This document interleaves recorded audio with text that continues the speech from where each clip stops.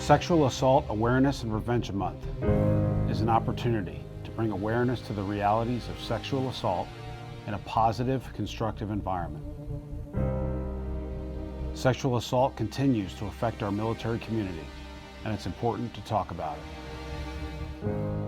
The more awareness we bring to the issue, the better care and support we can provide to victims of sexual assault.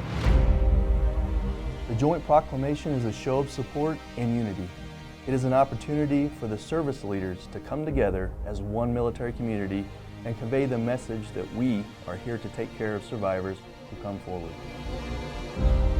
This issue is corrosive to the health and safety of our force. It hurts our wingmen, teammates, family members, and friends, and it threatens our mission success.